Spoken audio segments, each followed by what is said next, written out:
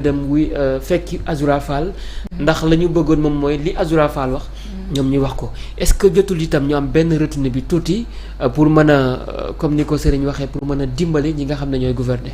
bien sûr parce que personne n'est au-dessus de la loi. te tey xam nañ ne fi mu toll justice Sénégal amatul connotation en fait amatul connotation politique. ndax ñëpp fàttali ko nañ fii période Macky Sall mun nga toog saaga Ousmane Sonko mel ni dañoo am ay permis de saaga ku leen neex te dara du leen ci fekk. lenn rek nga mën nga war a bañ a def mooy saaga ki nga xamante ne moom mooy Macky Sall. tey bu ñu demee ba ñi nga xamante ne ñoom ñooy saaga Macky Sall ñoom la ñuy jàpp di yóbbu kaso kon ñoom sax ñoom ñoo war a toog di xalaat Kairé ñëpp xam nañ ne autorité lay àndal ñëpp xam ne Pastef lay militer mais li mu def du dëgg du yoon parce que mënuma gëm ni ñu ne nga ne non Azoura Fall li mu def nii sax man dama koy def après yow sa bopp nga jaar ci loo xamante ne jaar ci saaga des injures publiques pourquoi faire cela c'est pas intelligent en fait du noonu ngay jàppale Azoura ànd ak moom dem kaso du noonu nga koy jàppale buñ jàppee Azoura dañ may jàpp du noonu nga ko mën a jàppale nan nga mën a jàppale Azoura di ko di ko soutenir tey biñ ko wooyee nga dem comme ni nga demee woon noonu nga dem fa taxaw loo mën a wax ko boo ko mënee ñaanal jekk nga ñaanal ko njekk yóbbul ko añ yóbbul ko reer di ko fekki ji kaso di waxtaan ak moom nit ki boo koy jàppale si loolu nga koy jàppale boo koy jàppale da nga koy jàppale ci dëgg waaye nag nga toog naan da ngay saaga mais man xanaa man saay su ma xëyee ñaanal Macky mais du ma ko def ci kaw télé bi nii man saay su ma xëyee fajarteel ñaanal Macky parce que damaa gis li mu def ci àdduna bi yëpp barki si man saay su ma xëyee ñaanal ko yàlla xam ne ñoom li ñuy def nii maa leen ko dàq téeméer junni yoon mais du ma ko def ci plateau télé yi du ma toog ci télé yi di ko ñaanal ak leneen képp koo xamante ne mere nga Macky Sall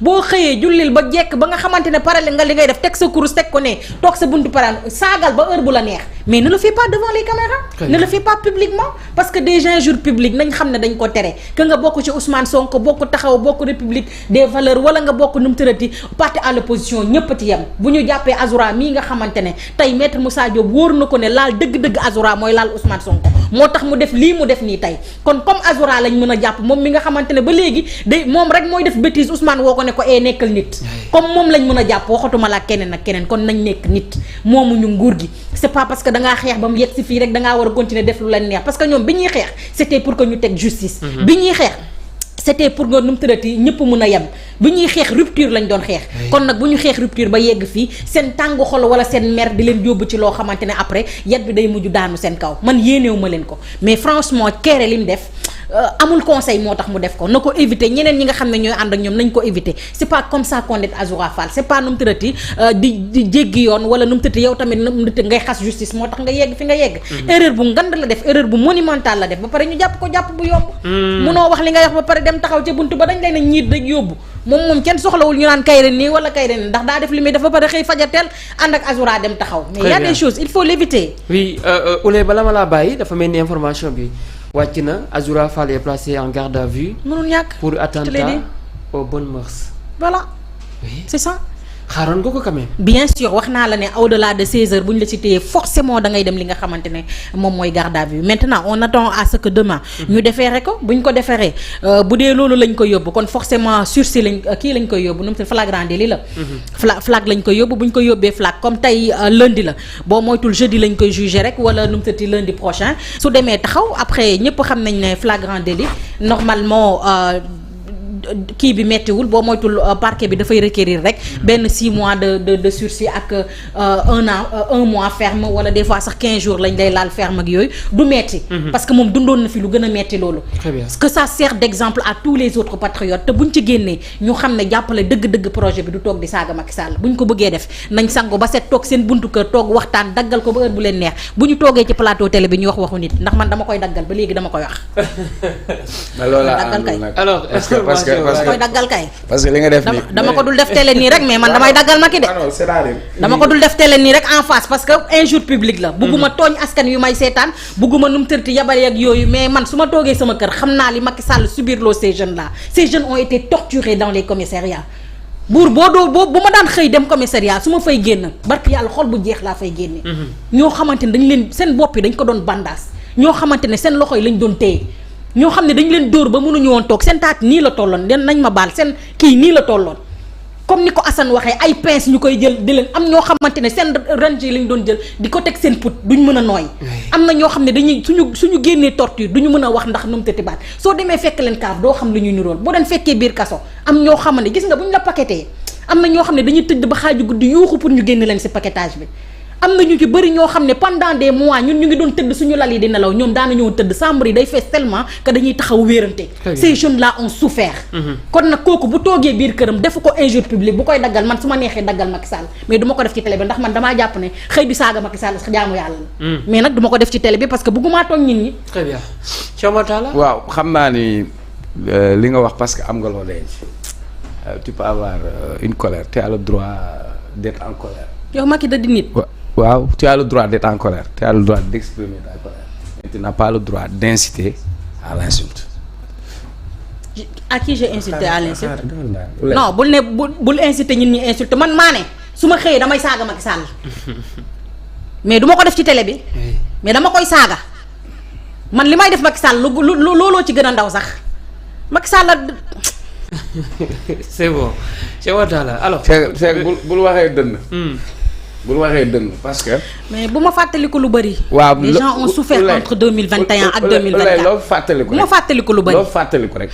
vous n'avez pas été témoin de énormément de choses les gens ont été en exil tëj seen kër yi ñoo xamante ne xoolal Azoura bi mu génnee niroo tuto sax nit ñoo xam ne boo leen daan fekk kaso doo xam lu ñuy niroon. ñoo xam ne ils sont restés presque 3 à 4 jours 5 jours du ñu lekk seen waa kër yi di ñëw di indi lekk ñu naan leen nekk ñu ci biir kaso bi du ñu lekk du ñu naan ñu leen di torturer ci biir numtati commissariat yi di leen torturer jóge cave dem prison nit ñi lu ñu dund yëpp ci régime Macky Sall des armements xaalisu dëkk bi ñu koy palpalaanoo après ces moments là ñu toogaat naan c'est même Macky Sall la ñuy toogaat di defar dafa nekk rek ne dañoo nekk ci loi nekk dëkk justice ñu nangu ko. mais man saa yi su ma xëyee ñaanal ko. merci beaucoup Cheikh Omar Talla verdict bi. je reprends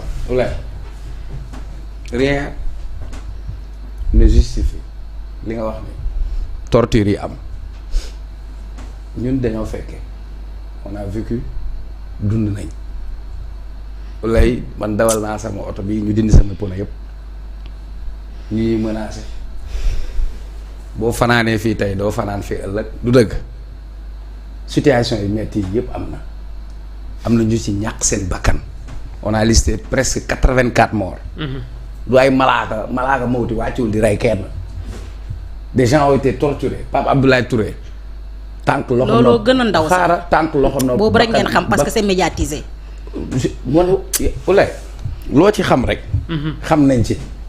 chaque jour ma nettali la booy bii nga xamante ni dañ ko fay jël dugal ko ci kaso bi. te wérul woon biñ ko fi dugalee ba tey ci séquelles yooyu la am. keroog bi muy daanu di tëb 4e étage bopp bi di xar fii. du moom kese. le vrai débat mooy nañu identifier ñi nga xamante ni ñoom ñoo nekkoon ci kaso yi te am subir ay injustice état bi war leen a accompagner defal leen un suivi psychologique. très bien mais là où je ne suis pas d'accord yow mën nga ko def parce que pour man da ngay wax ñu lay déglu. leader d'opinion nga mën nga am yow tu as le droit d'être en colère comprendre nga mais man du ma cautionner toog saaga je le cautionne pas. cautionné wu ma ko démb du ma ko cautionné tey te du ma ko digal kenn lii nag ba nécessité la war a wone mooy injustice bi nga xam ni moo war a continuer su fekkoon ni ubbi nañ ay enquête ba nga xamante ni képp koo xam ne am na lu mu subir ñu topp ses auteurs lii moo taxoon ñu noo se battre pour dire que loi d'amnistie bi c'est injuste. très bien parce que des gens ont subi. parce que des gens ont été torturés. parce que des gens ont eu des traitements yoo xamante ni ñi leen ko def ñu ngi leen di romb ñu leen di gis ci dëkk bi pour man loolu moom moo koy régler loolu moom moo koy régler beneen vérité bi aussi ci penc mi il faut que ñu dépasser cadre boobu. il faut pas qu'on cautionne l'insulte. il faut pas qu'on cautionne l'insulte. on ne le cautionne pas. léegi nag yow su la neexee. on ne le cautionne léegi su la neexee yow. fii laa toog ne yoon baa ngi nii kenn du toog ci place publique di saaga wax naa ko fi ndax yoon bi da koy tere. wax naa ko. très bien Cheikh Omar Talla ñëwal ci s'il le mérite je dis qu'il le mérite. mais buñ ko def ci place publique. ñëwal ci verdict bi quand même. ben oui. verdict la. li daanoo ci Azoura Fall. parfois damay gis gars yi tamit. placé en garde à vue. waaw presse bi dañuy bind am na site yoo xam ne dañ naan le verdict est tombé ci loo xamante ni. oui ñu ngi doon déglu sànq l'avocat maître Bamba Cissé mi ngi doon wax sànq quand même. mais c'est pas waaw mais loolu verdict oui. mooy bu ñu demee ba ci ëttu àttekaay bi. ba àtte. ba daan ko. oui si c'est bon mën nañ déglu l'avocat. waaw y a pas de problème. ñu déglu l'avocat maître Bamba Cissé ñëwaat ci plateau bi.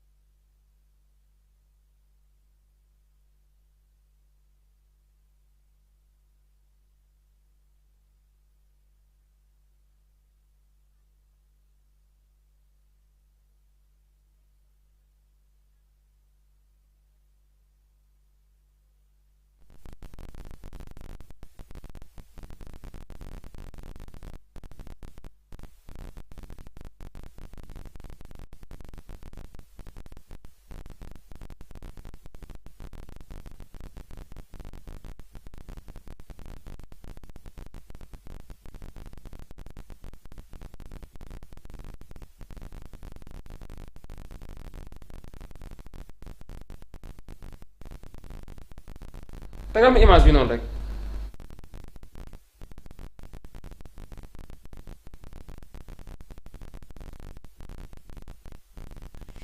C'est bon?